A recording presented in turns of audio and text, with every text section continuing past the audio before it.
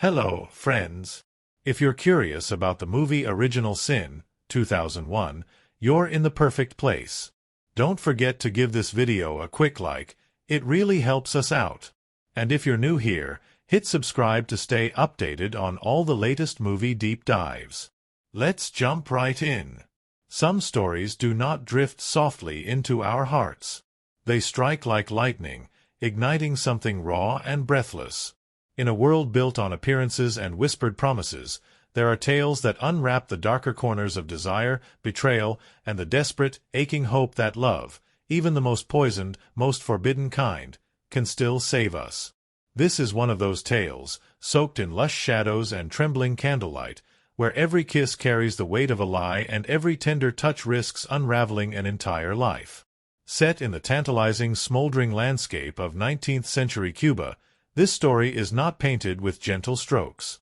It is built from fever dreams and sins murmured behind closed doors. At its center stands a man, simple in his intentions but bold in his longing. He is a coffee magnate, wealthy, lonely, yearning for connection in a world where masks are worn more easily than smiles. And she is a woman sent to be his bride, her identity cloaked in mystery, her beauty like a flame that dares the moth to dance closer. Their marriage is arranged through letters, words spun across the miles, promises made in ink rather than flesh. When she steps off the ship, veiled and demure, he is already half lost, already entangled in the silk threads she weaves without effort. But what neither realizes is that they are stepping onto a chessboard where every move could end in ruin, where love and deceit are so tightly intertwined that to pull at one is to unravel the other completely. The world they inhabit is one of opulence and sweat, of sugar fields and crumbling stone mansions where secrets echo louder than prayers.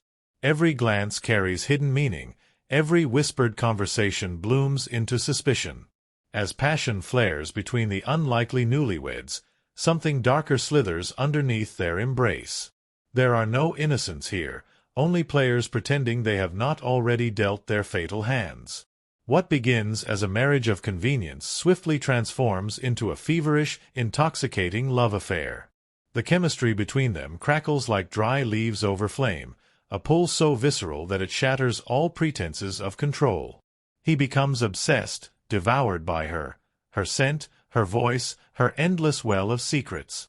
And she seems to mold herself to his every fantasy, becoming the woman he dreamed of, the dream he didn't know could be so dangerous.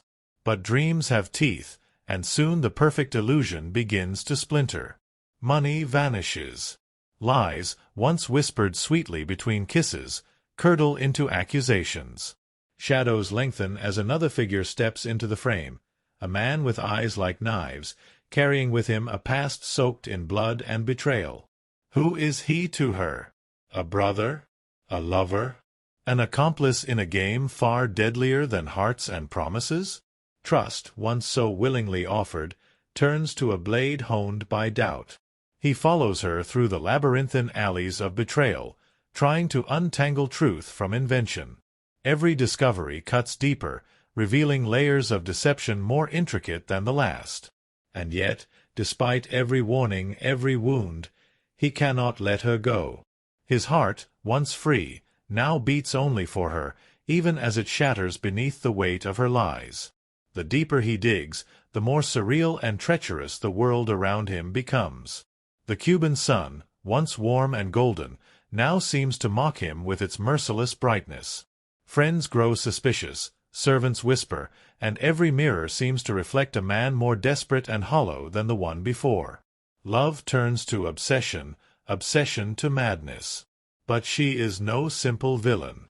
In stolen moments, in the flicker of candlelight against her tear-streaked face, there is a glimpse of something real, an ache, a regret, a yearning for redemption that seems as raw as his own. Does she love him? Was any of it real? Or is she merely playing the oldest game, spinning webs around the heart she was sent to destroy? Twists come like thunderclaps. Alliances shift. Identities blur.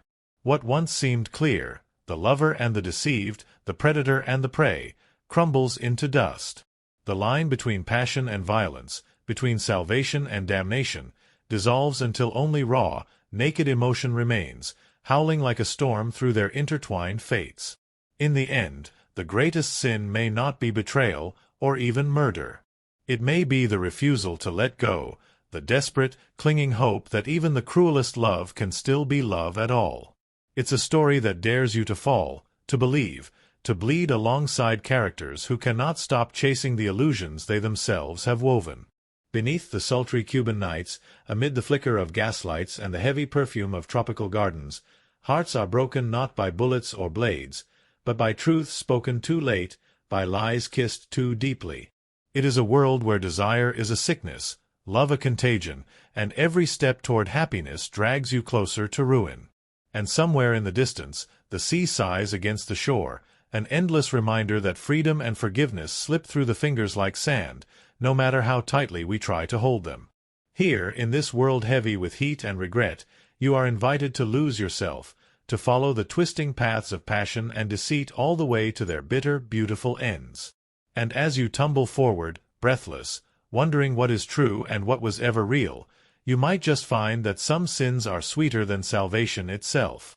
The story begins with a letter, an innocent enough thing, a few scrawled lines on parchment, carried across oceans and destinies.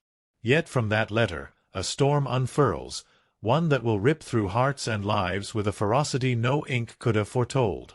The letter is from a man named Luis Vargas, a coffee merchant whose fortune has been built in the thick, sweltering heat of Cuba's fertile hills, a man whose dreams are as carefully cultivated as his precious beans.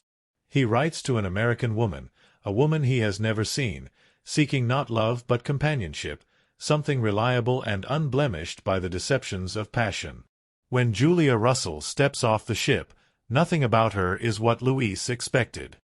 He had anticipated a plain woman, one resigned to a practical marriage of mutual convenience. Instead, she is a vision, startlingly beautiful, with eyes that flicker like candle flames and a voice that stirs something wild and restless within him. Her arrival is a breath of another world, one that Luis realizes he has hungered for far longer than he dared admit. Yet even as he falls under her spell, an unease stirs in the pit of his stomach, a whisper of doubt that he ruthlessly pushes aside. She explains the deception easily. She lied about her appearance, she says, because she wanted to be loved for who she was inside, not for the perfection of her face. It is a lie wrapped in longing, and Luis, so desperate for a dream he can touch, believes her.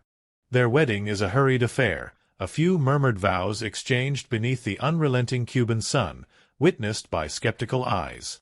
To the world, they are husband and wife, and to Luis, it seems an improbable miracle, the beginning of a life where loneliness is finally banished, where love and fortune walk hand in hand. He brings her to his sprawling estate, a place heavy with wealth and the scent of roasting coffee beans, a home built for the future he has long imagined but never dared to grasp until now. At first, their life together blooms with a kind of fragile, fevered joy. Julia brings color and warmth into Luis's world, her laughter echoing through the shadowed halls, her presence softening the hard, disciplined lines of his existence. She moves through the estate like a queen, beloved and untouchable. Luis watches her with the wide-eyed wonder of a man who has stumbled into a dream, unable, or unwilling, to see the cracks forming beneath the surface. For Julia is a creature woven of secrets. She is tender and passionate, yes, but also restless, her gaze flickering toward unseen corners, her smile sometimes trembling with a sadness she refuses to explain. Luis, blinded by love and desire, does not press her. Instead, he showers her with gifts, with promises, with the key to everything he owns, hoping that trust alone can bind them together. But trust, in this story, is a dangerous game. It begins with small things, odd absences, whispered conversations cut short when Luis enters a room. Julia grows bolder with the estate's finances, urging Luis to withdraw large sums of money, to entrust her with accounts she barely pretends to understand. He hesitates at first, but then, shamed by his own doubts, gives in. Love demands faith, he tells himself. And so he turns a blind eye, even as unease coils tighter around his heart. The first true crack comes not from Julia, but from an unexpected visitor. Walter Downs, a private investigator, arrives under the pretense of protecting Louise from potential fraud. He claims to have information about Julia, that she is not who she claims to be, that her past is a tapestry of lies stitched together by desperation and greed. Walter is slick, confident, a man who clearly relishes the ugliness he uncovers for a living. Louise rejects him at first. How could the woman he adores be a thief, a liar? Yet the seed is planted. Doubt gnaws at him, whispering questions that he cannot answer. Who is Julia Russell? Where did she truly come from? And what does she want? Driven by a mixture of fear and stubborn love, Louise confronts her. She meets his accusations with tears, with trembling hands, weaving a new story, a tale of a cruel and desperate life back in America, of being forced into lies to escape a future she could not endure. She swears that her love for him is real, that whatever deception brought her to his shores has been washed away by the purity of what they now share. And against all reason, all warnings, Louise believes her once more. They escape the prying eyes of the world, retreating into a fervent isolation where only their passion matters. For a time, it seems enough. They lose themselves in each other, in nights thick with heat and hunger, in whispered promises that seem strong enough to shield them from the storm gathering at their doorstep. But storms, once seeded, are not so easily outrun. One evening, a man arrives at the estate, claiming to be Julia's brother. He is smooth, handsome, his charm edged with something harder, more dangerous. His name is Billy, and from the moment he steps into their lives, everything Louise thought he had secured begins to unravel. Billy's presence is like poison in the air. He lingers too long, watches too closely. He spins tales of shared childhood memories with Julia, stories that shift and blur under scrutiny. Louise feels himself being pulled into a tightening noose, but every time he tries to pull away, Julia's touch, her tears, her body, always her body, draws him back. It becomes a twisted dance. Billy dropping hints, Louise chasing shadows, Julia clinging to her fragile, crumbling facade of innocence. The estate, once a place of promise and prosperity, now feels like a gilded cage, its heavy drapes and sun-drenched courtyards concealing a rot that Louise cannot ignore. Servants whisper behind closed doors. Neighbors grow wary. Friends vanish. And through it all, Julia's love burns with a desperate intensity that both binds and betrays.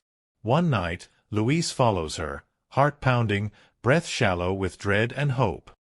He trails her through the narrow, winding streets of the nearby town, through the flickering gaslight and the heavy perfume of tropical gardens. And there, in a dingy, dimly lit tavern, he sees her, laughing, drinking, wrapped in Billy's arms in a way no brother should ever touch a sister. The sight is a blade driven deep into Louise's heart. When confronted, Julia does not deny it. Instead, she weaves another story, of coercion, of fear, of debts and violence. She paints herself as a pawn, caught in Billy's schemes, too terrified to break free. And again, against every instinct, every shred of reason, Louise believes her. Love, it seems, is not just blind, it is willfully, fatally so. The spiral quickens. Louise finds himself entangled in crimes he does not understand, complicit in lies he cannot escape. Money disappears. Threats appear like vipers in the dark. And always, at the center of the chaos, is Julia, beautiful, broken, manipulative, and impossibly, unbearably loved. In a final, desperate bid to reclaim their life, Louise agrees to run away with her, to leave behind everything, his fortune, his home, his name, if only she will choose him, just him. They plan to flee to America, to start anew. It is a plan stitched together with fraying threads, doomed from the start. As they prepare for their escape, the noose tightens further. Walter reappears, smug and relentless, determined to expose the entire charade. Billy's true nature reveals itself, cruel and violent, his threats escalating to demands. And Julia slips further from Louise's grasp, her mask cracking, her true self flickering through in moments of anguish and terror. Louise stands at the precipice, torn between the man he once was, a pragmatic merchant who trusted only contracts and profits, and the man he has become, a lover willing to gamble everything on the hope that somewhere, beneath all the lies and betrayal, the woman he loves still exists. The line between savior and fool blurs until it disappears altogether. And as the first light of dawn touches the blood-red rooftops of Cuba, as ships creak against their moorings and the heavy scent of coffee and salt fills the air, Luis makes his choice, one that will seal his fate, for better or worse, in a story where love is the most dangerous sin of all. The dawn that was supposed to deliver them into freedom instead cracks open a new nightmare. Luis waits at the agreed meeting place, the heavy bag of stolen money clenched in his trembling hands, his heart pounding against the cage of his ribs. But Julia does not come. Time stretches out like a noose tightening around his neck. Each minute feels heavier than the last, thick with dread. When at last he moves, it is not toward a future with her, but toward the unraveling of everything he had dared to believe. The truth, when it slams into him, is colder and crueler than he could have imagined. Julia and Billy have disappeared, together. The whispers follow Luis through the streets like vipers. Some say she boarded a ship north, others that she was seen laughing with Billy, counting his money. The betrayal is total, devastating. It isn't just that she lied. It's that she made him believe so utterly, so completely, that his entire sense of self collapses into ash. Anguish curdles into something sharper. Luis, fueled by heartbreak and the kind of rage that only the deepest wounds can ignite, refuses to be their victim. He follows the faint trail they left behind like a bloodhound, every step through the dusty streets and seedy taverns sharpening his resolve. Each new revelation strips another layer of innocence from him. He learns that Julia was never Julia Russell. Her real name, obscured by a labyrinth of lies, is a ghost he cannot even begin to trace. Billy is no brother but a lover and an accomplice in a long string of cons stretching back to America. They have done this before, they will do it again. But not to him. Not if he can stop it. Driven more by obsession than hope, Luis tracks them across the country, through rain-soaked plantations and crumbling colonial towns. His transformation is stark. The once cautious merchant is now a hunter, desperate and single-minded. Along the way, he pieces together their twisted dance of deception, the small betrayals that paved the road to this final, staggering treachery. It becomes clear that he was never special to her. He was simply the next mark, the next fool to be gutted and left bleeding. Yet even as anger fuels his pursuit, love, the love he cannot kill, gnaws at him from within. Each memory of her touch, her laughter, her whispered lies burns hotter than any rage. He is caught in a war against himself, between the part that wants to see her punished and the part that still, impossibly, wants to save her. When Luis finally finds Julia, it is not in a palace or hidden villa, but in a grimy hotel, the walls yellowed with mold and despair. She is not the radiant goddess who stepped off the ship all those months ago. She is pale, thin, her beauty dulled by fear and exhaustion. Billy is there too, his cruelty laid bare, his hands rough and possessive. They are arguing, the bitterness of betrayal splintering the air between them. Luis watches unseen for a long moment, the weight of what he sees cracking his resolve. Julia is no queen manipulating her chessboard. She is a prisoner, a woman caught in a nightmare of her own making, clinging to survival by any means necessary. When Billy strikes her across the face, something inside Luis snaps. He storms into the room, the confrontation as savage and raw as any battlefield.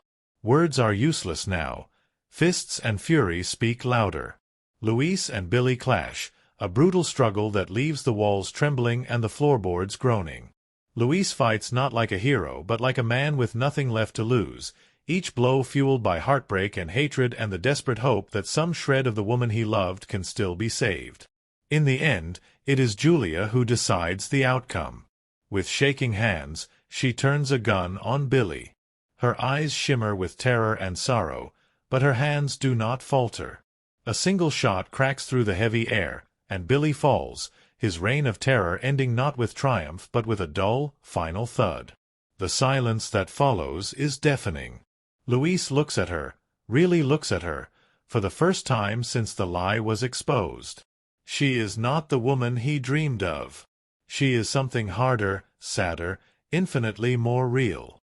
And in that reality, he finds a terrible, aching tenderness. She collapses into his arms, sobbing, and for the first time, her tears feel real. Raw. Human. But forgiveness is a more complicated thing than love. They are fugitives now, bound not by promises but by blood and necessity. The authorities will come. The money is gone. Their pasts are ash.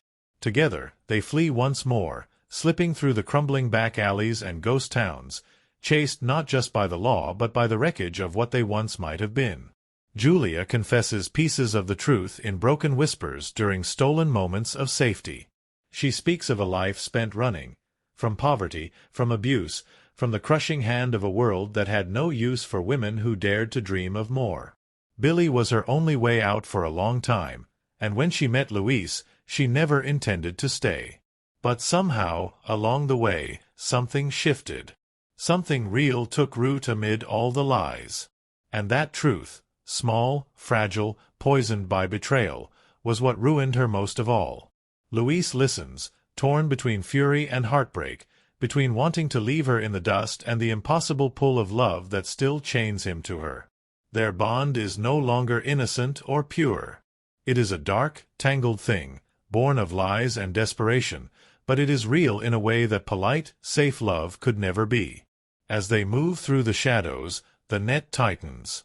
Walter Downs reappears, relentless, sniffing out their trail with the eager persistence of a hound catching the scent of blood. The final confrontation comes on a rainy, gray afternoon, the sky weeping for what must be done. Cornered in an abandoned church, the stained-glass windows cracked and bleeding light onto the stone floor, Julia and Louise make their stand. Walter offers Louise a chance to save himself, walk away, turn her in, reclaim his life. It is a temptation that flashes through Louise's mind, a future free of the heavy chains Julia has draped around his heart. But in the end, he cannot do it.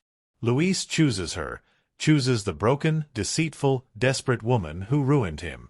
Because somewhere along the way, she had become his truth, the only thing left to him in a world that had stripped away everything else. In the chaos that follows, a shot rings out. Walter falls, the smug satisfaction wiped from his face by a final, brutal twist of fate. Louise and Julia flee into the storm, the church crumbling behind them like the last vestiges of the lives they have abandoned. There is no grand triumph waiting for them, no clean slate. They are not heroes. They are two ruined souls clinging to each other in a world that has no place left for them. They vanish into the mist, nameless and faceless, forever pursued by the sins they can never escape. And yet, in the final moments, there is a strange, fierce kind of hope, a belief that even among the ashes, something worth living for can still flicker and burn. That even in a love born from lies and betrayal, there can be something true, something defiant, something indestructible. Their story does not end with absolution.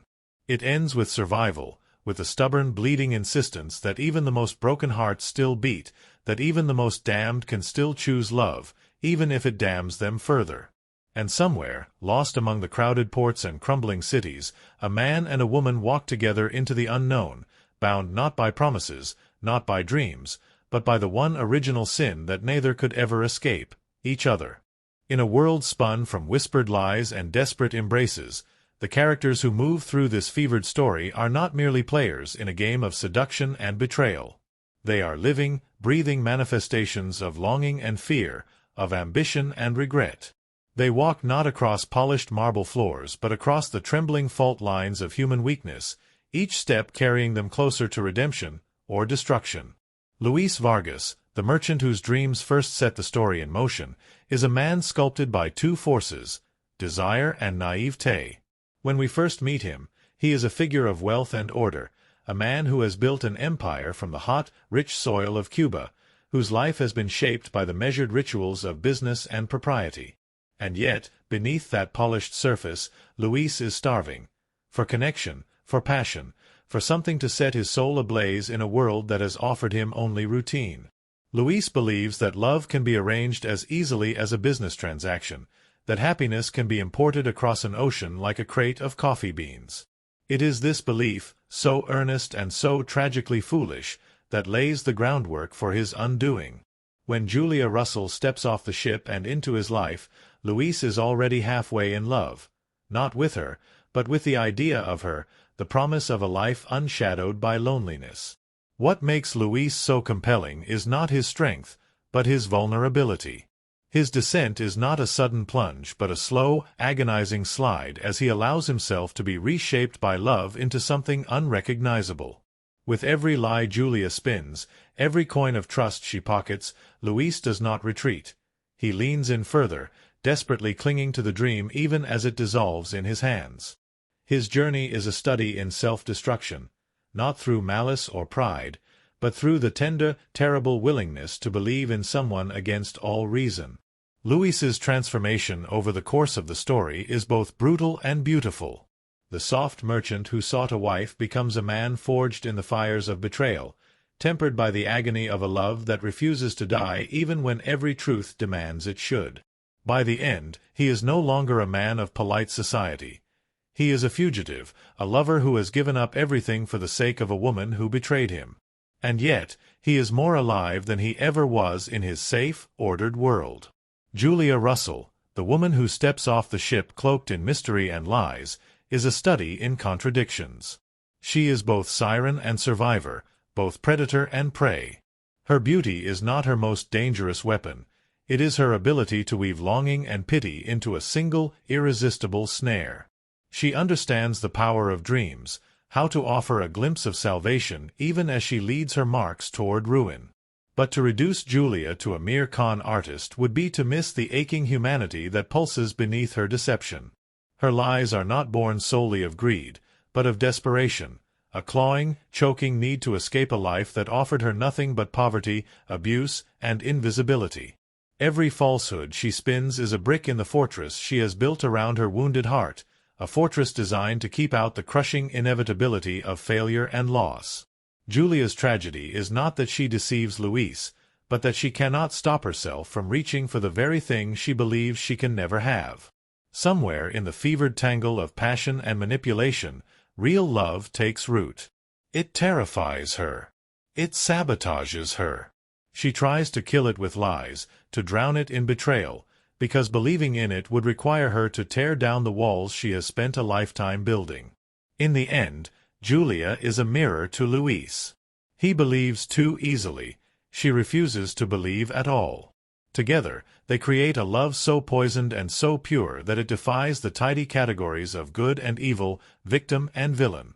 Their bond is not a fairy tale romance, but a bruised, desperate clinging together of two souls who know they are beyond salvation, and love each other all the more for it. Billy, the man who stalks the edges of their love like a shadow, is the embodiment of the past Julia cannot outrun. Where Luis represents the fragile hope of redemption, Billy is the anchor that drags her back into the depths. Smooth, charming, and venomous, he wields affection as a weapon, using guilt and fear to keep Julia tethered to him. He is not merely a conman.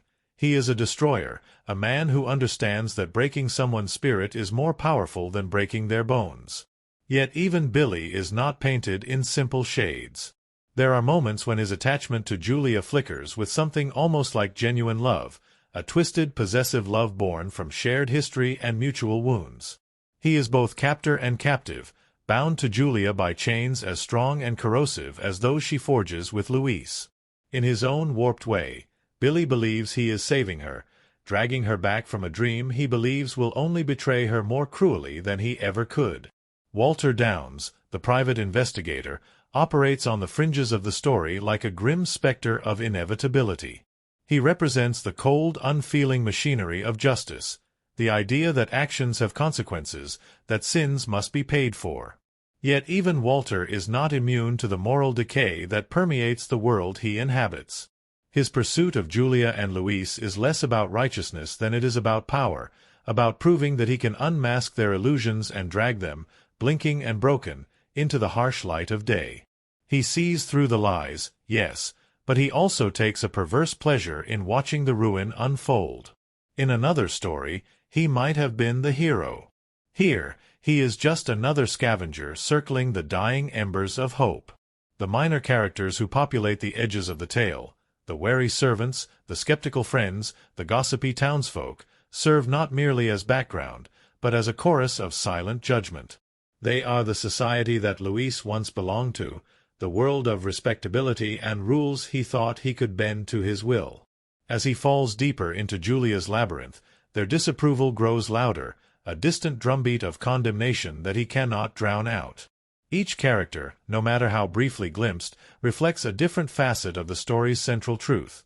That love, when twisted by fear and desperation, can become something far more dangerous than hate. Luis and Julia's love is not redemptive. It does not heal them. It does not make them better. It destroys them, and yet it is the truest thing either of them has ever known. It strips away their pretenses, forces them to confront the broken, bleeding core of who they are. And in that brutal, harrowing confrontation, there is a kind of beauty, a kind of grace. By the end, Luis and Julia are no longer the merchant and the mail-order bride, the conman's mark and the grifter's pawn. They are two souls naked and battered by the storms they themselves unleashed, holding on to each other not because they believe it will save them, but because there is nowhere else left to go. Their story is a dance along the edge of a knife, a testament to the terrible, beautiful truth that sometimes the heart chooses its own destruction. And sometimes, in that destruction, it finds something fiercer and more enduring than any happily ever after. It finds love. Not the kind sung about in ballads or painted in soft pastels, but love in its rawest, bloodiest form. Love that endures not in spite of the wounds, but because of them. In this dark, twisted ballet of passion and deceit, the characters are not villains or heroes. They are human, flawed, desperate, glorious in their failures and their fleeting, defiant grasp at something pure amid the wreckage. And long after their names are forgotten, long after the ships have sailed and the letters have crumbled into dust, their story remains, a whispered reminder that sometimes the greatest sin is to love too much. And sometimes it is the only salvation we ever get. Before the first seductive glance was exchanged, before a single whispered lie spilled into the sultry Cuban air, there was another story unfolding, one behind the cameras, hidden in the folds of production notes and quiet, unplanned moments that were every bit as tangled and fascinating as the story brought to life on screen. The making of the film was a journey marked by strange coincidences, surprising challenges, and a lingering sense that fate, as much as craft, was steering the ship. From the very beginning, the production carried an energy that was impossible to ignore. It hummed beneath every decision, every shot, as if the story itself demanded to be more than just told. It needed to be felt, lived, suffered through. And that began with the casting, which itself bordered on the mythical. Antonio Banderas and Angelina Jolie were at pivotal points in their careers, each poised on the cusp of something greater, something more dangerous. When they were paired, it wasn't just a decision based on star power. It was a gamble on chemistry so combustible it could either elevate the film to legend or consume it from the inside out. Their chemistry, it turned out, was not just an act. Reports from the set whispered of an electricity between them that blurred the lines between performance and reality. Their scenes together carried a rawness that could not be rehearsed or manufactured, a fevered intimacy that made even seasoned crew members blush and avert their eyes during takes. Director Cristofer encouraged it, nurturing an atmosphere where emotional nakedness could bloom without restraint. He insisted on long, uninterrupted takes, allowing moments to evolve organically, letting silences stretch and glances linger far past what traditional filmmaking might dictate. But that freedom came at a price. The emotional intensity of the performances often bled into the spaces between scenes, creating an environment that could be thrilling one moment and dangerously volatile the next. There were days when the tension on set was so thick it seemed to distort the very air, when small disagreements flared into fierce debates about character motivations, camera angles, even costume choices. Jolie, known for her passionate immersion into roles, would sometimes refuse to break character between takes, drifting through the set with the haunted, wary eyes of Julia Russell herself. Banderas, more seasoned but equally committed, matched her intensity with a focused, almost predatory stillness, a balance to her volatile fire. One of the strangest facts about the film's production is how much of it was shaped by real, uncontrollable forces. Shooting on location in Mexico, meant to stand in for 19th-century Cuba, brought a series of unpredictable challenges. The heat was relentless, turning elaborate costumes into suffocating prisons of sweat and silk. Equipment faltered, cameras jammed, and makeup melted under the merciless sun. Yet the cast and crew pressed on, driven by a sense that they were crafting something too wild, too potent, to be abandoned. Nature itself seemed determined to make its mark on the film. One memorable day, as a pivotal romantic scene was being filmed on the beach, a sudden storm blew in from nowhere. Rain lashed the set, lightning split the sky in jagged, furious strokes, and rather than call cut, Cristofer ordered the cameras to keep rolling. Jolie and Banderas, soaked and shivering, improvised against the chaos, their passion framed by thunder and the wild churn of the ocean.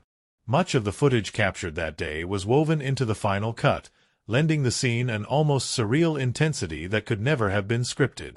Another little-known fact centers around the film's infamous love scenes so charged that they would go on to spark controversy and conversation long after the credits rolled. The original cut of the film included sequences far more explicit than what audiences eventually saw. The studio, wary of alienating viewers and triggering censorship battles, demanded that many of the most graphic moments be trimmed or softened. Yet even in their final form, those scenes carried a raw, unfiltered intimacy that few films of the time dared to touch. The push and pull between artistic vision and commercial viability became a recurring battle during editing. Cristofer had envisioned a lush, languid psychological drama steeped in ambiguity and slow-burn tension.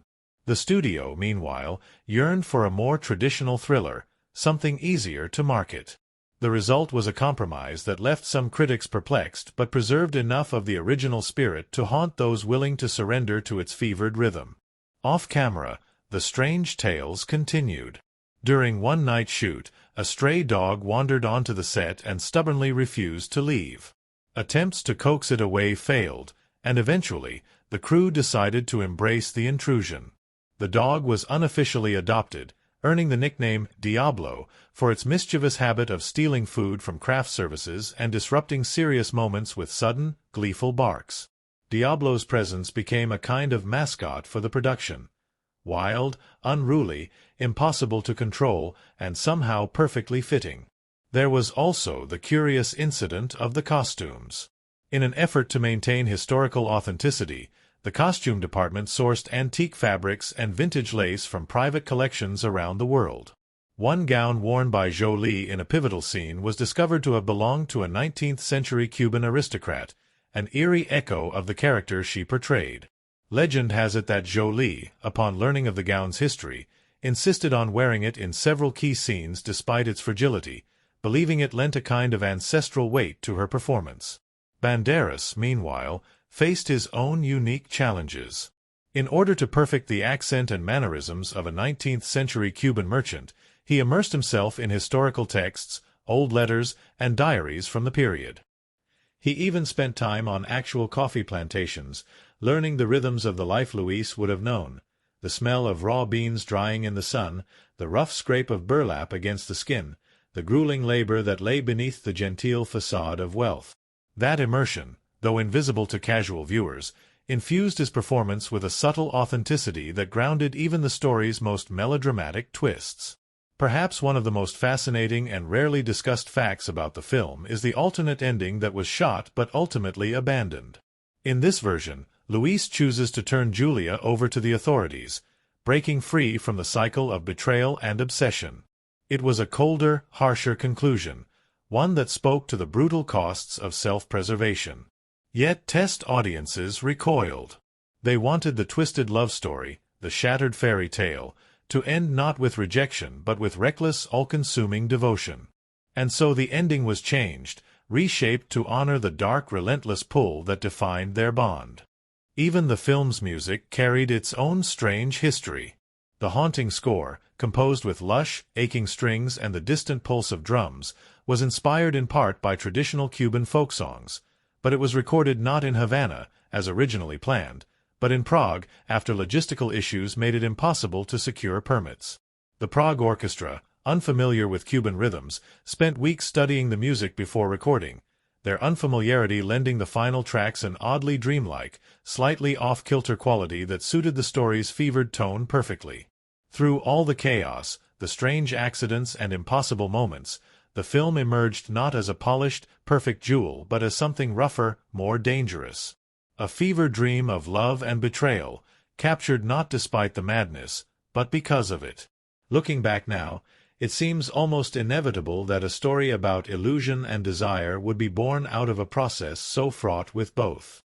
Every frame, every glance, every whispered promise caught on film carries not just the work of actors and crew, but the ghosts of the storms they weathered to bring it to life. And perhaps, in the end, that's what makes the film linger in the mind long after the final scene fades. It is not a tidy story.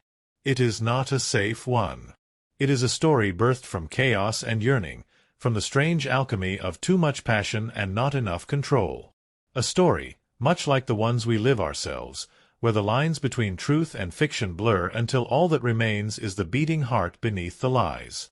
In the flickering candlelight of the story's sultry world, where every glance conceals a lie and every kiss could just as easily be a blade, the film unfolds not simply as a tale of passion and betrayal, but as a fevered meditation on the nature of desire, deception, and the terrible cost of surrender. To the casual viewer, it might seem like a melodramatic thriller, drenched in velvet shadows and whispered threats. But to those who linger a little longer, who look a little closer, the film reveals itself as something far richer, a dark, twisting exploration of the soul's hunger to believe, even when belief spells ruin. Critically, the story's most significant events do not hinge on the revelations of betrayal alone. They are, instead, rooted in the emotional choices that the characters make, the moments when truth stares them in the face and they choose, over and over, to embrace the beautiful lie. It is not the scam itself that carries the most devastating weight, but the willing participation of the victim, the willful blindness that elevates the tragedy from mere crime to emotional cataclysm. Luis Vargas's decision to import a wife sight unseen already sets the stage for a critical examination of loneliness and control. Here is a man who seeks to curate his happiness, to purchase it as easily as he has purchased his wealth and his standing. Yet what he receives is not the meek, obedient partner he imagined, but a wildfire in human form, Julia Russell, whose every breath and smile threatens to pull him off the careful scaffold of his life. The initial deception, that Julia is not who she claims to be, should have been enough to end the fantasy. But Luis, like so many who long too deeply, chooses to believe not what is true but what he wishes were true. His willingness to rationalize, to excuse, to forgive, becomes the true engine of his downfall. Critics have noted that it is this emotional self-betrayal, more than Julia's lies, that forms the film's deepest cut. Luis is not a victim of circumstance. He is a collaborator in his own undoing. The arrival of Walter Downes, the private investigator, serves as a critical inflection point. Walter's character operates as the voice of cynicism and hard reality, the shadowed mirror to Luis's naive romanticism. His presence injects a grim fatalism into the narrative, a warning that fate can be bargained with for only so long before it demands its due. Critics observed that Walter's cold pragmatism throws into sharper relief the desperate, fevered choices of Luis, making his stubborn loyalty to Julia appear less noble and more tragic. The discovery of Billy, the so-called brother, revealed to be lover and partner in crime, is one of the most devastating events in the narrative. It is not simply the betrayal itself that wounds, but the clarity it forces upon Luis. Until this moment, he could cling to the illusion that Julia's deception had limits, that some core of her remained untouched by the rot of her lies. The realization that her entire history with him has been a performance shatters whatever fragile trust he had clung to. Yet, even in the face of this ruin, Luis does not turn away. This is where the film sinks its teeth deep into the marrow of human longing. Critically, the choice Luis makes to chase Julia rather than abandon her turns the narrative from a simple thriller into something darker and more profound.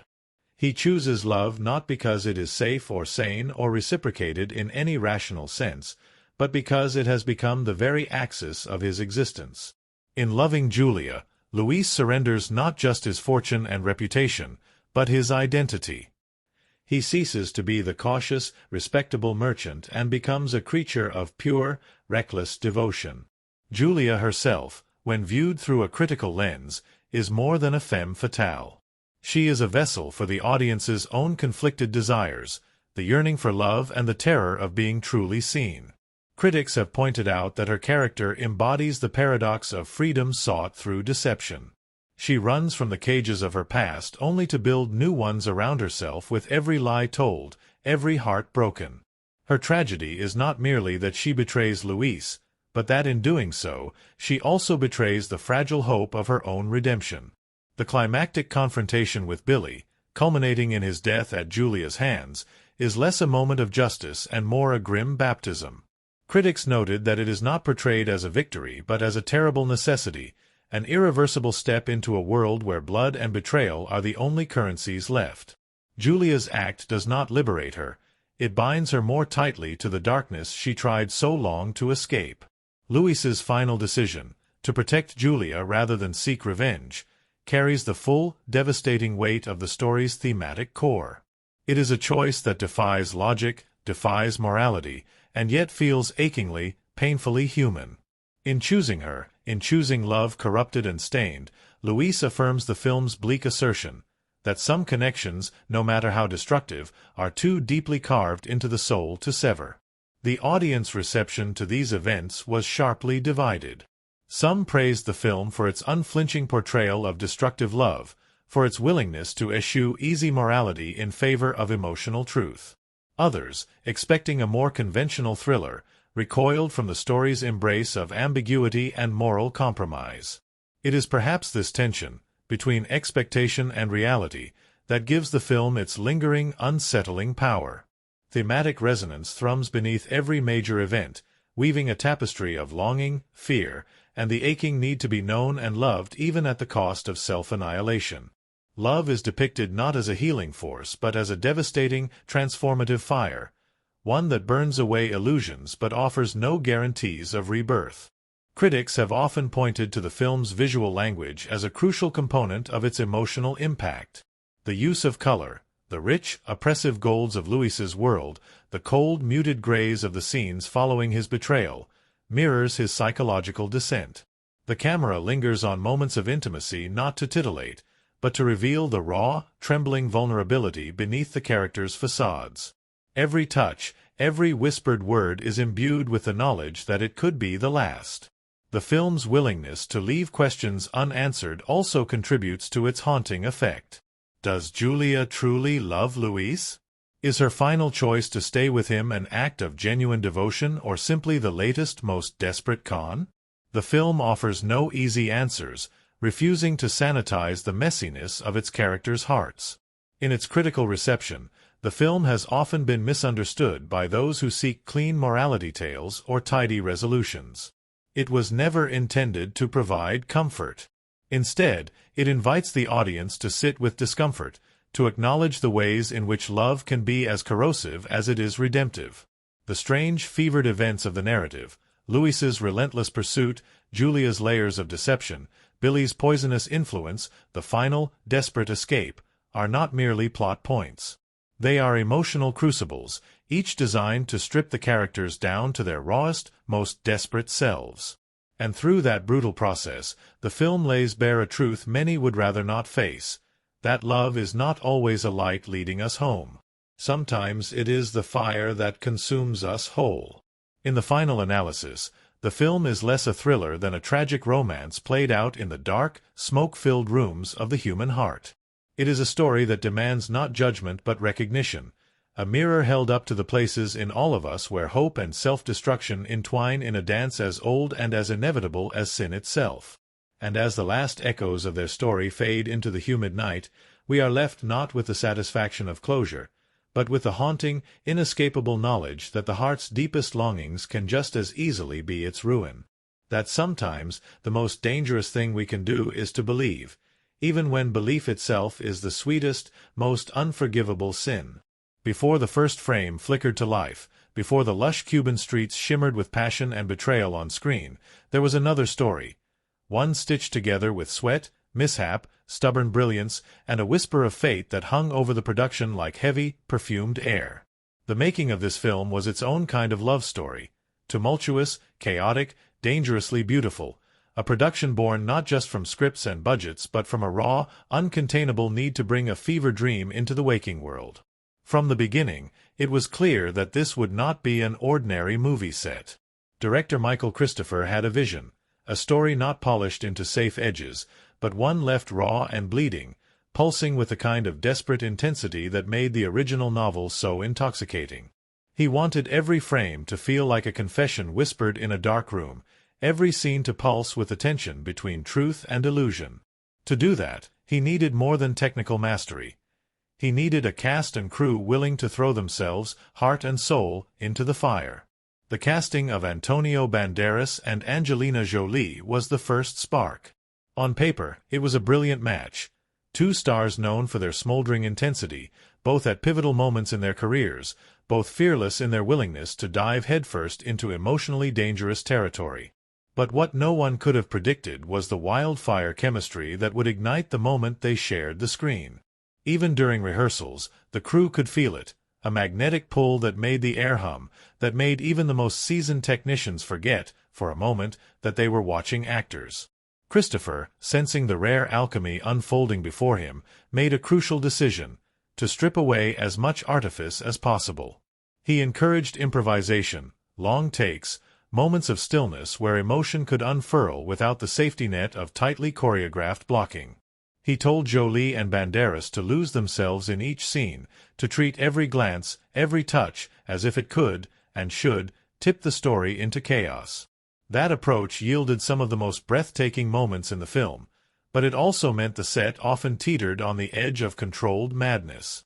One of the most infamous behind-the-scenes stories centers around the film's intimate scenes, which pushed the boundaries of mainstream cinema at the time. What audiences eventually saw was a tamed version of what was originally filmed.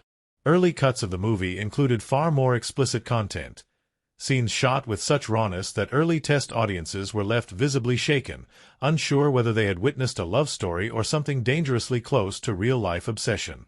Studio executives panicked, demanding cuts and reshoots, fearing backlash from censors and mainstream audiences. But those who were on set spoke of those scenes with a kind of reverent awe, not because of their explicitness, but because of the vulnerability, the aching emotional nakedness captured in every frame. There were other challenges too, some mundane, some almost supernatural.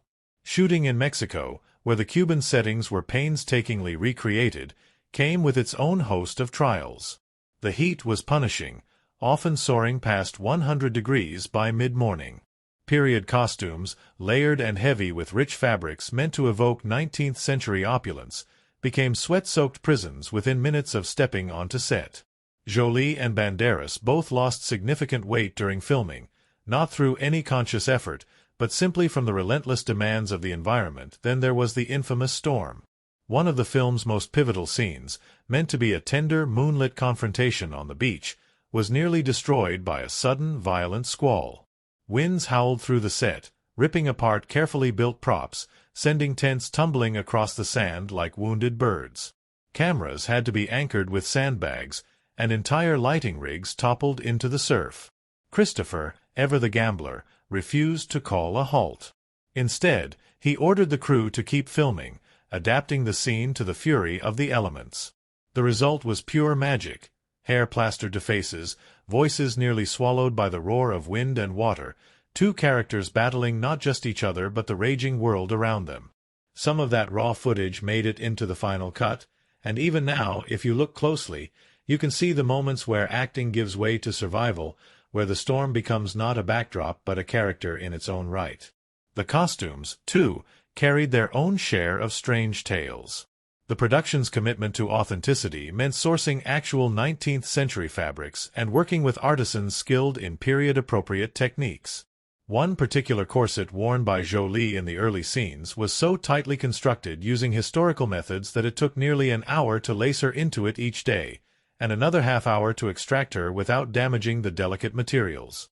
Jolie, known for her fierce independence, grew to loathe the ritual but refused to switch to more modern accommodations, believing that the physical discomfort helped her inhabit Julia's gilded, suffocating world more authentically. Not all behind-the-scenes stories are tinged with hardship, though. During breaks, Banderas, ever the raconteur, would regale the crew with impromptu flamenco performances, using anything from a broomstick to a boom mic as a makeshift guitar. His ability to lift spirits on even the most grueling days became legendary, a reminder that even amid the intensity, there was room for joy. Jolie, for her part, became something of a legend herself among the local children who lived near the set. Fascinated by her costumes and ethereal presence, they would gather at the edges of the location shoots, whispering and pointing. Jolie made a habit of visiting them during lunch breaks, handing out treats, posing for photos, and even teaching a few how to say simple phrases in English. Word spread quickly, and soon crowds would form whenever she was filming outdoors, their bright faces a stark, beautiful contrast to the darker emotions swirling within the scenes themselves. Perhaps the strangest, most poetic incident involved a prop that seemed cursed from the start. A delicate music box, meant to symbolize Louis's hope and Julia's betrayal, was imported from Europe at great expense. But during its very first appearance on set, it malfunctioned, refusing to play its mournful tune. Technicians scrambled to repair it, but no matter what they did, the box would only produce a broken, eerie tinkling sound, half melody, half sob. Cristofer, ever the artist, chose to embrace it.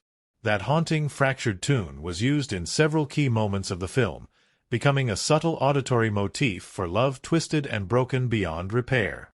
When filming finally wrapped, the sense of completion was bittersweet. The crew and cast had lived through something more than a production. They had survived an emotional crucible. There were celebrations, yes, long, riotous parties fueled by relief and tequila, but also a deep, lingering melancholy, as if they all understood that what they had created would not easily be replicated. And they were right. The film's release was met with polarized reactions.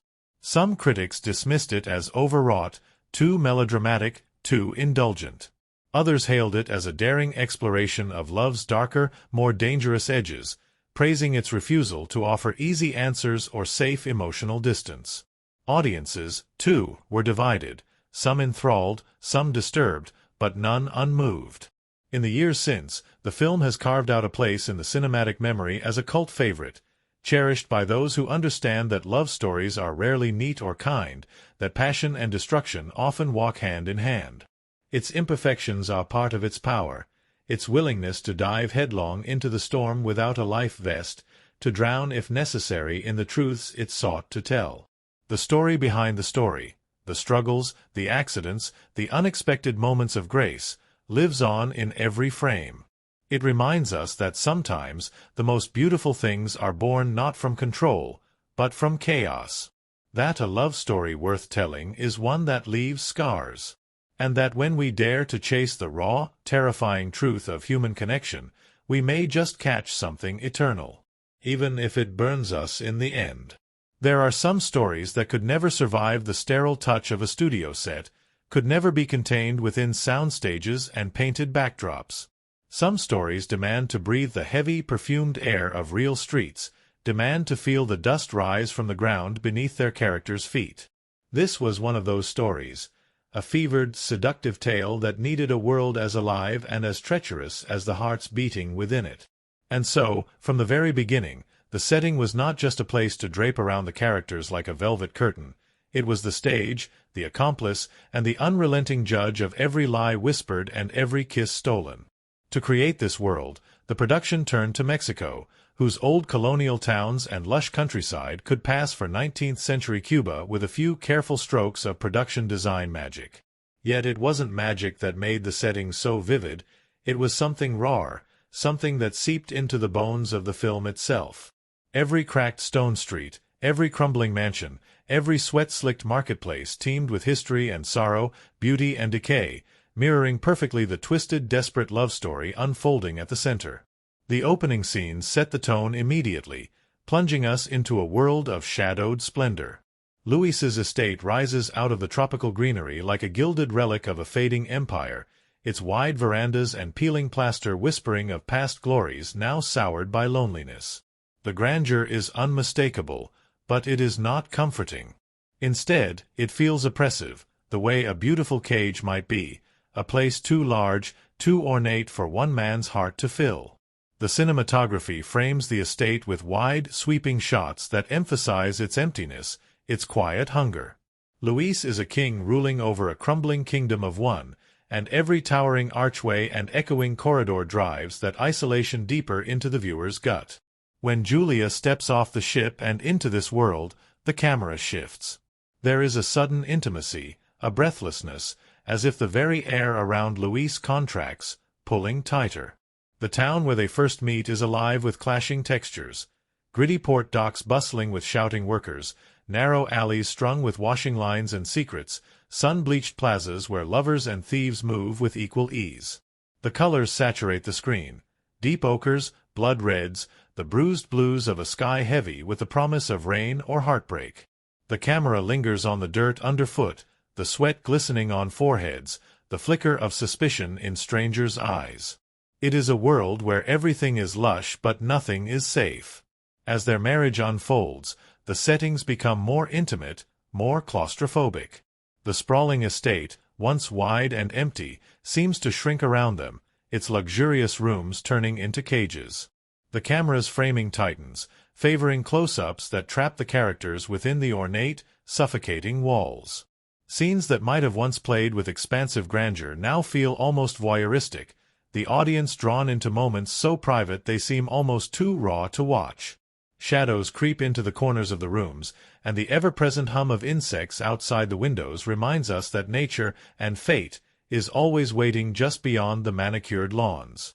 Cinematographer Rodrigo Prieto, whose work would later be celebrated across some of cinema's most visually daring films, used light like a scalpel in these scenes. Daylight is harsh and exposing, showing every crack in the facade, both literal and metaphorical. Interiors are bathed in the flickering warmth of oil lamps and candles, their golden glow promising intimacy even as it casts long, distorted shadows against the walls. Julia, especially, is often filmed half in light, half in darkness, a visual metaphor for her dual nature, for the truth she hides behind her luminous smile. As doubt and betrayal creep into Louis's mind, the settings respond in kind. The town that once seemed vibrant now appears dangerous, its colors bleeding into murky grays and browns. The markets are no longer filled with the hum of daily life but seem instead like hunting grounds, every alley a trap, every face a threat. Nighttime scenes become increasingly dominant, the deep velvet blackness swallowing up the streets, making the characters' desperate whispers and stolen glances seem even more fragile and doomed. When Billy arrives, bringing the rot of Julia's past into the open, the settings shift again. The grandeur of the estate becomes a parody of itself, its elegance crumbling under the weight of lies. Billy is often shown against decaying backdrops, peeling wallpaper, cracked marble, rusted gates, visual cues that mark him as an agent of entropy, the force that will tear apart the fragile world Louis has tried so hard to believe in. One of the most striking uses of setting comes during Louis's descent into obsession. His pursuit of Julia through the winding alleys and crumbling hotels is filmed with a frenetic, almost fever-dream quality. Handheld shots, skewed angles, and rapid, disorienting edits trap the audience inside Louis's spiraling mind. The world tilts and shudders around him, every turn revealing not answers, but deeper layers of betrayal. And yet, even amid the decay, there is beauty. The beach scenes, so pivotal to their doomed escape plan, are shot with a kind of aching, brutal tenderness. The sand is not golden but pale and raw, the sea a cold, merciless steel rather than a beckoning blue. Their figures are tiny against the vast, indifferent landscape, two desperate souls trying to outrun the consequences they themselves set into motion. The camera pulls back again and again, emphasizing their isolation, their smallness against the relentless march of fate. The climactic confrontation in the ruined church is perhaps the film's most potent melding of setting and emotion. Here, among shattered stained glass and rotting pews, the story's themes crystallize. The sacred has been desecrated, the promises of salvation replaced by violence and despair. Light slants through the broken windows in jagged violent beams, cutting across the characters like the swords of avenging angels. The camera movements slow, lingering on the tremble of a hand, the twitch of a broken smile, the blood blooming dark against faded stone. The church, once a place of redemption, becomes a tomb for the people they once were. The cinematography during the final scenes adopts an almost dreamlike quality, softening the edges of reality as Luis and Julia vanish into the mists of a foreign port. Colors fade, shapes blur, as if the story itself can no longer distinguish between what is real and what was only ever a beautiful, deadly illusion. It is a fitting end for a story built on the shifting sands of desire and deceit. Throughout the film, visual motifs echo again and again. The curve of an iron balcony, the flutter of white linen on a washing line, the slow, deliberate closing of heavy wooden doors. These details are not accidental. They build a world that feels lived in, bruised by time and memory. Every setting serves not just as a backdrop but as a silent character, bearing witness to the unraveling, whispering that no lie, no matter how lovingly told, can escape the weight of reality forever. The meticulous attention to setting and cinematic elements is a major reason why the film's atmosphere lingers long after the final credits roll. It is not simply that the locations are beautiful or that the cinematography is technically impressive. It is that every choice, every flicker of candlelight, every crumbling wall, every sun-bleached stone, deepens the emotional stakes, tightens the noose around the characters' throats. This is a world where love is a trap, where beauty is a weapon, and where the past drips like humidity from every surface. It is a world that seduces even as it devours, that offers glimpses of paradise only to snatch them away, leaving only the bruised and battered heart behind. And it is perfect, for a story that was never meant to end with redemption, but with the slow, inevitable drowning of two souls who loved not wisely, but far, far too well. Before the curtains lifted and the heavy Cuban air hummed with secrets on screen, before a single stolen glance or breathless kiss was immortalized in celluloid, another drama played out behind the scenes, a story of passion, mishap, laughter, and the kind of stubborn, bruised devotion that mirrors the very tale the film sought to tell. The making of this film was not a quiet affair conducted in the cool confines of a controlled set. It was a living, writhing thing, filled with unexpected storms, friendships forged in fire, and 1,000 tiny battles fought not just against time and nature, but against the limits of heart and endurance. It began in the dusty heart of Mexico, far from the sanitized backlots of Hollywood. The production chose real locations for a reason. They wanted sweat in the air, dirt on the hems of the costumes, a sun that could sear through makeup and patience alike. And from the first day of shooting, that decision became both blessing and curse. Antonio Banderas, already a star known for his elegance and brooding charisma, took to the heat with the practiced ease of a man who had grown up under a Spanish sun. Angelina Jolie, however, found herself thrust into a world far removed from anything she had ever known. The weight of heavy Victorian dresses, the relentless glare of the sun, the ever-present swirl of dust and insects, all of it combined to create an atmosphere where pretense evaporated within minutes. If you were going to survive here, you had to surrender to it completely. And surrender they did. From the first week, a bond formed between the cast and crew that would carry them through the roughest days. There were no divas, no distant, untouchable stars. Jolie, often seen lounging barefoot between takes, laughing with extras and helping to reset props when time grew tight, earned the fierce loyalty of the crew. Banderas, ever the gallant presence, made a point to learn the names of even the greenest production assistants, greeting them each morning with a booming, cheerful Buenos Dias that lifted spirits like a rising sun. Director Cristofer fostered an environment where collaboration wasn't just allowed, it was demanded. Scripts were seen as living things, to be bent and shaped by the emotional currents of the day.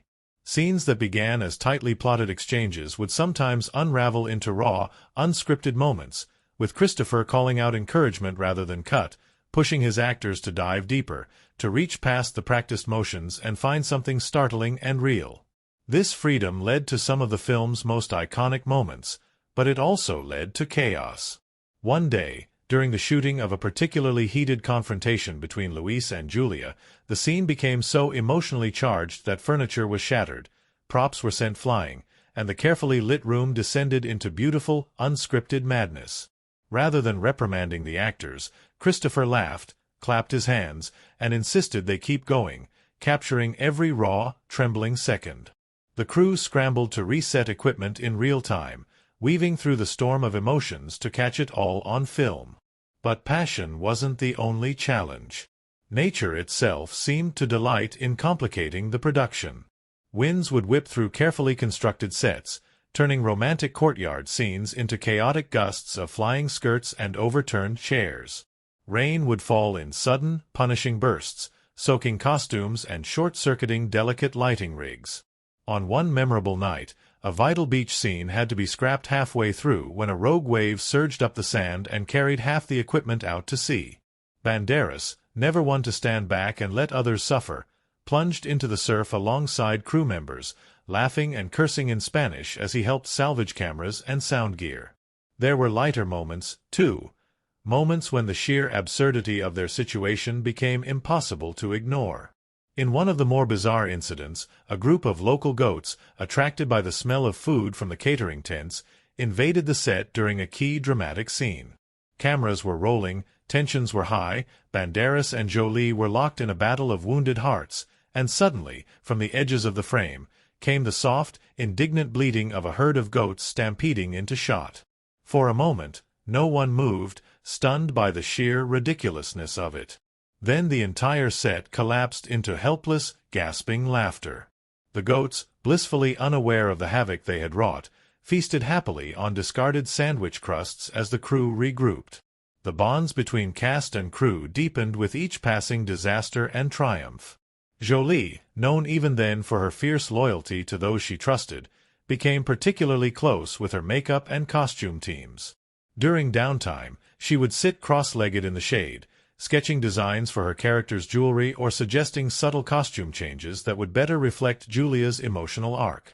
Some of the most intricate details in Julia's wardrobe, the slight fraying of a hem to suggest her crumbling facade, the faint tarnish on a locket meant to symbolize lost innocence, were the result of these impromptu collaborations. Banderas, meanwhile, became something of a set philosopher. Between takes, he would gather small groups of cast and crew to debate the finer points of love, betrayal, and fate, themes that bled from the script into their real lives under that relentless sun. His laughter was infectious, his insights sharp, and many credited him with keeping morale alive during the grueling weeks when exhaustion threatened to sink them all. Not all challenges were external. Emotional exhaustion ran high. The intense demands of the characters' journeys took their toll. Jolie admitted later that there were nights she went home and cried, overwhelmed by the sheer emotional weight she was carrying. Cristofer, sensitive to the fine line they were walking, instituted mandatory light days once a week, days where lighter scenes were scheduled, or when the crew took longer breaks to recharge and reconnect.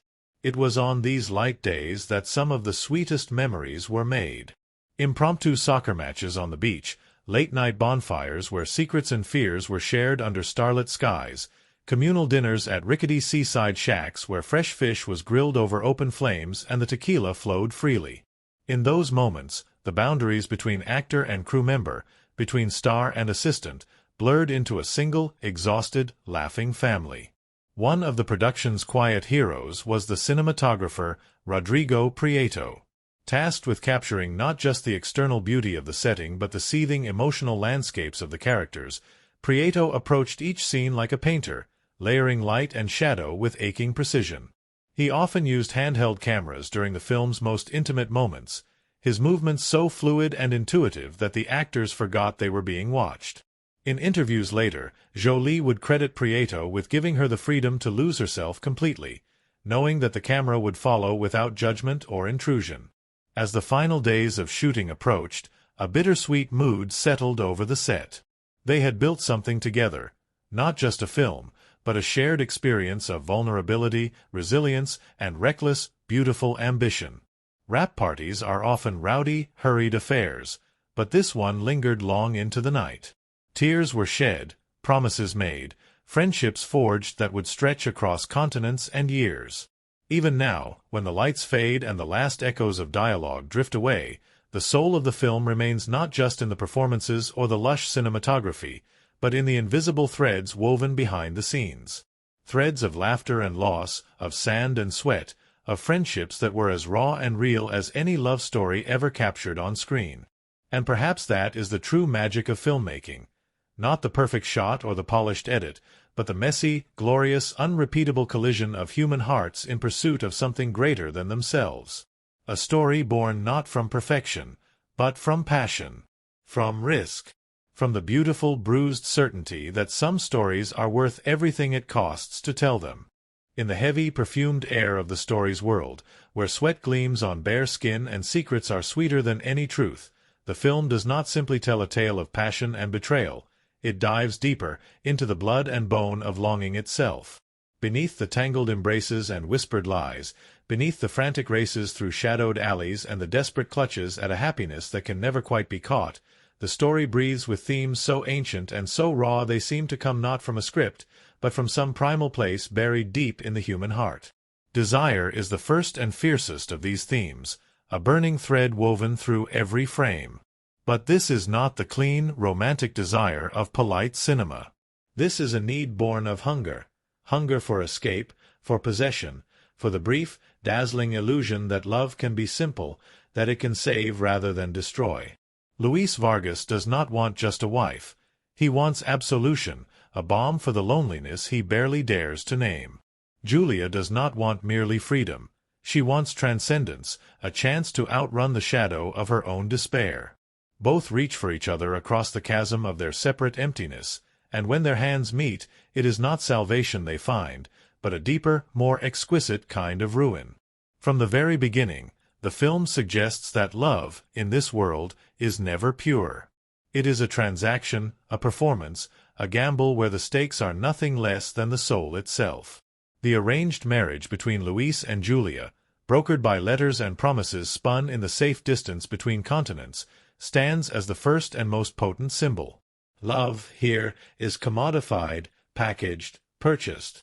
Luis believes he can buy not just companionship but devotion, that money and security can conjure happiness out of thin air. Julia, for her part, knows the price of survival, and she wears her lies as easily as a silk gown.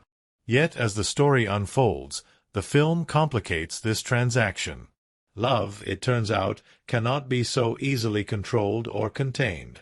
The more Luis tries to possess Julia, the more she slips through his fingers. The more Julia tries to manipulate Luis, the more she finds herself tangled in the snare of her own longing. Their love becomes a dangerous alchemy, a volatile mixture of need and fear and hope that ignites not in grand gestures but in the stolen, aching moments when they are too exhausted to lie even to themselves. Freedom, too, stands as a central, brutal theme. On the surface, it is Julia's goal, escape from a life of poverty, violence, and dependence. But the film asks a harder question. What does freedom mean if you have to sell pieces of yourself to grasp it? Julia's lies, her betrayals, are acts of survival, but each one carves away a little more of her soul. By the time she realizes that she might actually love Luis, it is too late. She has already mortgaged her future for a freedom that looks more like another cage. Luis's journey mirrors hers in cruel symmetry. He begins as a man who believes he is free, master of his own fate. Yet the deeper he falls under Julia's spell, the more shackles he forges for himself. By the end, he is no freer than she is, bound not by lies or necessity, but by a love so fierce and broken that it consumes everything else. The film suggests that freedom is not the absence of chains, but the ability to choose which ones you are willing to bear. Deception, naturally, coils through the story like smoke. Every character wears masks, every relationship is built on shifting sands. Yet deception in this world is not simple villainy. It is survival. It is hope. It is, paradoxically, the most honest thing the characters share. Julia's lies are not born of malice but of desperation. Louis's self-deception, that he can mold reality to fit his dreams, is no less dangerous, no less tragic. Even Walter, the grim-faced investigator, lies to himself about his motives, wrapping his pursuit in the language of justice while driven by baser needs. The most haunting theme, perhaps, is the idea that love and destruction are twin flames. Louis and Julia love each other in the end, not despite the betrayals and violence, but because of them. Their love is forged in fire, in ruin, in the shared knowledge that they have seen the worst of each other and still cannot look away. The film does not offer the comfort of redemption. It suggests that some loves are beautiful precisely because they are doomed, that some connections are so deep, so primal, they transcend morality and reason. The symbolism woven through the film deepens these themes with aching subtlety. The ship that brings Julia to Louis is the first, and perhaps most potent, symbol. It is a vessel of hope, carrying dreams across an endless sea, but it is also a Trojan horse, bringing betrayal disguised as salvation. The ship is freedom and doom in one, and its arrival marks the point of no return for both characters. The estate, grand and crumbling, stands as a physical embodiment of Louis's soul. It is beautiful, impressive, but hollow, its grandeur masking loneliness and decay. As Julia moves in and out of Louis's life, the estate changes, growing warmer, then colder, then finally collapsing into the shadows and dust that reveal the emptiness at its core. Water recurs as a symbol of both transformation and danger. The ocean that separates Louis and Julia at the start of their journey becomes a barrier and a promise, a vast, indifferent force that hints at both escape and annihilation. Rain falls in critical moments, washing away pretense, exposing raw need and fear. Water drowns dreams as easily as it carries them forward. Light and shadow play an almost character-like role in the story. Early scenes are bathed in warm, golden tones, the world of promise and possibility. But as lies pile upon lies, the light fades, swallowed by creeping darkness. In pivotal moments, characters are half-lit, their faces fractured by slats of light and shadow that mirror the dualities tearing them apart from within. The final scenes, bathed in mist and murky twilight, suggest not a rebirth but a slow, mournful sinking into a love that offers no rescue. Costuming adds another layer of subtle symbolism. Julia's wardrobe evolves from prim, constricted dresses to flowing, sensual garments that mirror her growing dominance over Louis, and her increasing vulnerability. Her colors shift too, from the pale, innocent tones of her arrival to deeper, more dangerous reds and blacks as her true nature asserts itself. Louis, conversely, sheds his polished suits and careful grooming as he descends into obsession, his physical unraveling echoing his emotional collapse. Even the small, easily overlooked objects in the film pulse with meaning. A music box, a locket, a carefully folded letter, all relics of dreams too fragile to survive the world they inhabit. They are touched lovingly, desperately, then abandoned, just as Louis and Julia clutch at their illusions only to watch them slip away. Ultimately, the film's power lies not in any grand statement but in its refusal to offer easy answers. Love is not pure. Freedom is not free. Truth is not kind. The characters' journeys do not lead to redemption or ruin in any clean, satisfying arc. Instead, they are left wandering the ruins of their dreams, clinging to each other not because it will save them, but because it is the only thing left. The final image of Louis and Julia walking away into the mist, their faces battered but their hands still tightly clasped, captures the story's essence with aching precision. They are simply human, flawed, desperate, beautiful in their brokenness. And so the film leaves us with a question rather than an answer. If love must destroy us, is it any less real? If the truth can only wound, is it better to live in the sweet, shimmering lies we choose together? In the world this film conjures, hot and heavy with unspoken dreams, the only sin greater than deception is to stop believing in love at all, even if it devours you. especially if it devours you. Because sometimes, in the final shuddering breath before the darkness claims us, it is not redemption we seek, but one last, desperate touch, one last, defiant kiss in the flames. From the first slow, deliberate frame, there's a sense that this story was not meant to be rushed, not meant to tumble through its events in tidy little scenes. It was meant to smolder, to breathe, to ache. The filmmaking behind it was a careful, fevered construction, a tapestry woven from light and shadow, sound and silence, each thread stitched with the full weight of longing and betrayal that the story demanded. This was not a movie built by accident. It was sculpted with deliberate, hungry hands, using every technique available to make the audience feel not as if they were merely watching Luis and Julia's world, but drowning in it. Director Michael Cristofer approached the film with a reverence for atmosphere over exposition. His vision was clear: to immerse the viewer so deeply into the emotional fabric of the story that plot points became secondary to the way the world pressed against the character's skin, how every whisper of silk, every bead of sweat, told its own tale. To achieve that, he leaned heavily on visual storytelling, allowing glances, spaces, and the weight of unsaid words to speak louder than dialogue ever could. One of the most striking techniques used throughout the film was the manipulation of color and light. Working alongside cinematographer Rodrigo Prieto, Cristofer crafted a visual palette that shifted almost imperceptibly with the characters' inner lives. The early scenes are drenched in warm, almost oppressive golden hues. Cuba is not presented as a tourist's paradise but as a world steeped in heavy, decadent beauty, a beauty that feels both alluring and suffocating.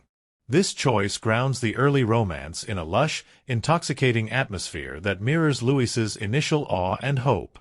But as the story darkens, so too does the world.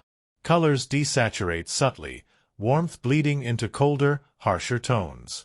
Interiors grow dimmer, shadows creep deeper into the corners of rooms, and the once inviting landscapes turn ominous and vast.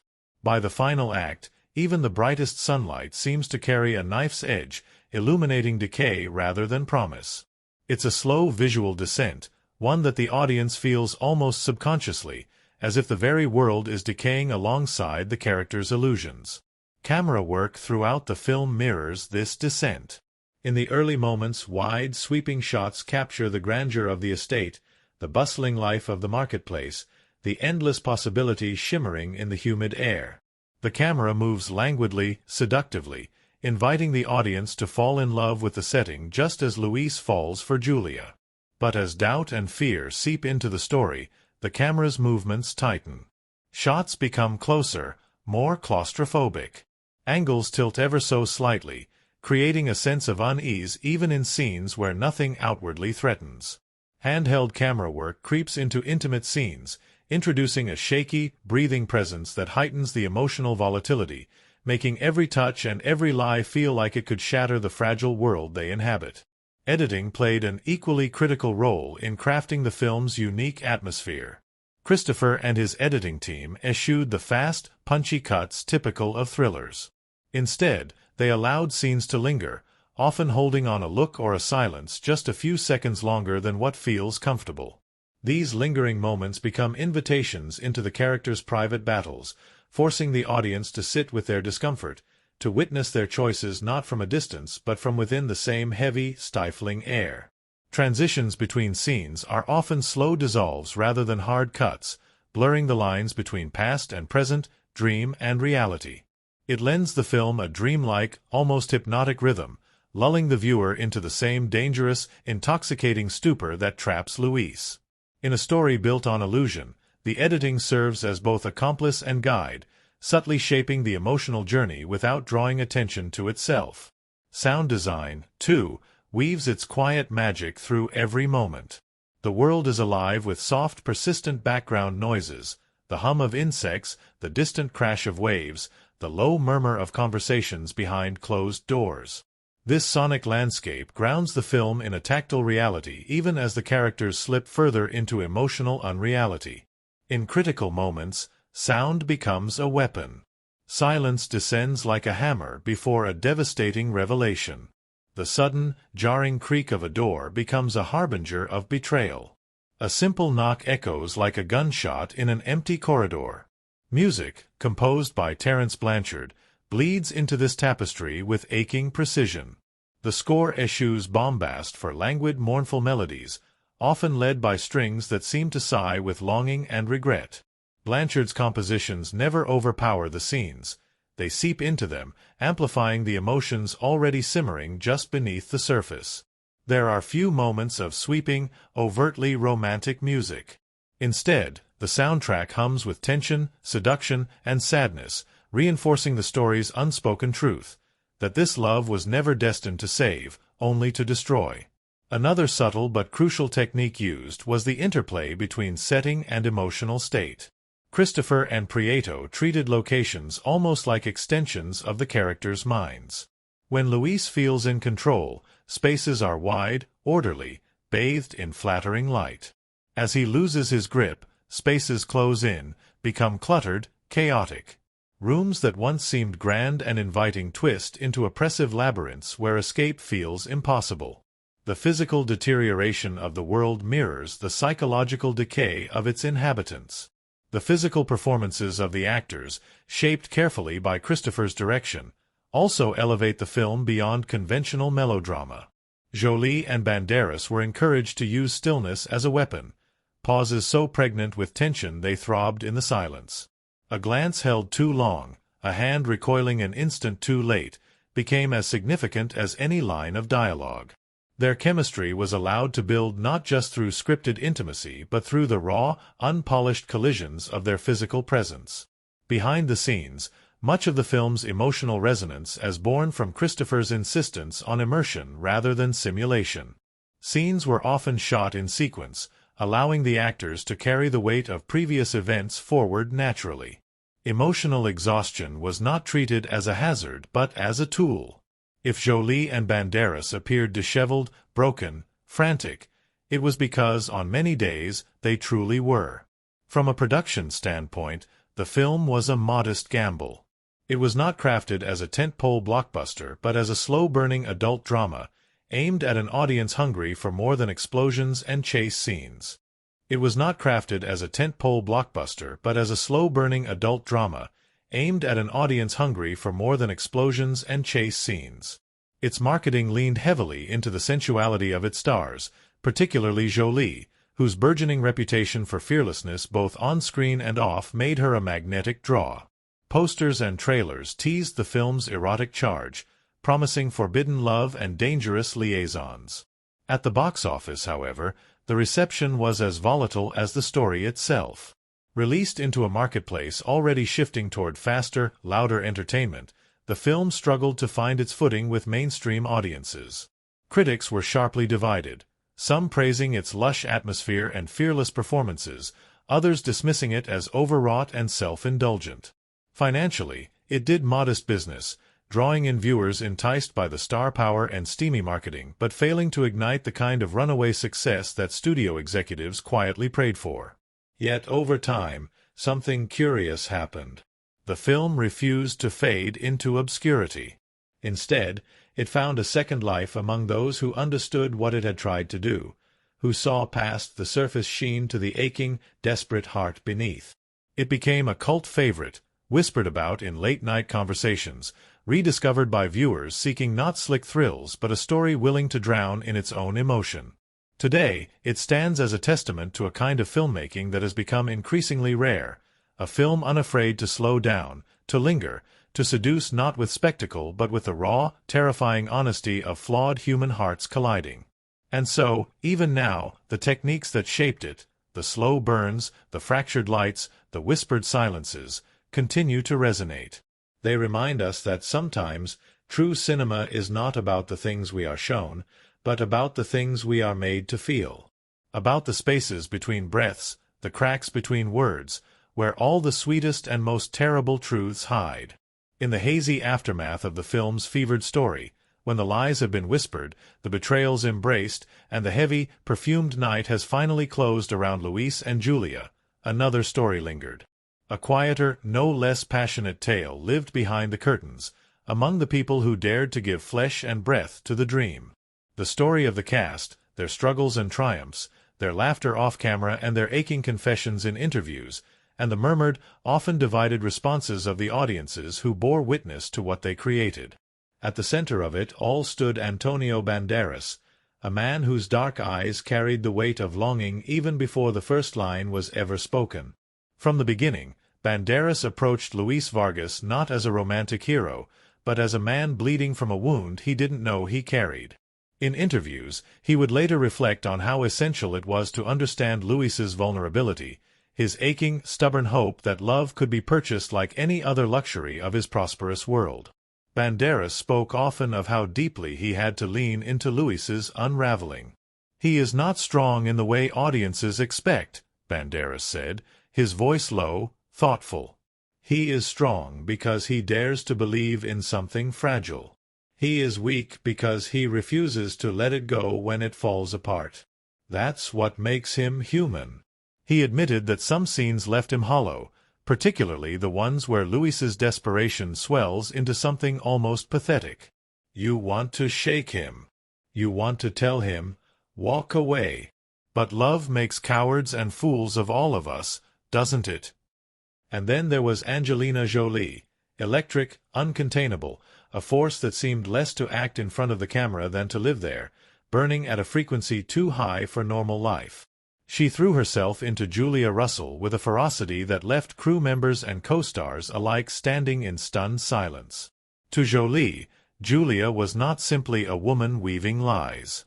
She was a survivor, a creature of impossible desires and impossible choices. In interviews, Jolie often spoke of her personal connection to Julia's contradictions. "I understood her," she said once, almost shyly. That desperate need to be loved and the fear of what it might cost you. That willingness to lie, to yourself, to others, because the truth is too painful to survive. She described filming the emotionally raw scenes with Banderas as both exhilarating and exhausting. "There were days when I left set shaking," she confessed. When you love your character, when you understand their darkness, you carry them with you even after the cameras stop.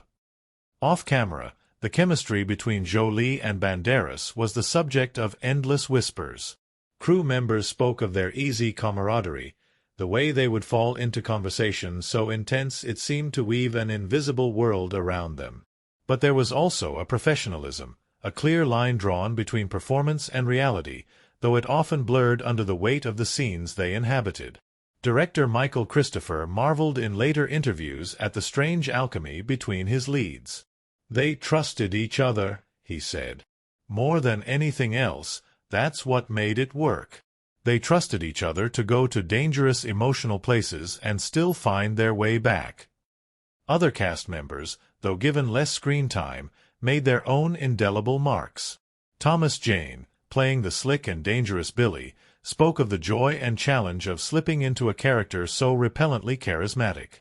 "Billy is the devil you know," Jane laughed in one interview. "He's every bad choice you make because you're too afraid to face the unknown.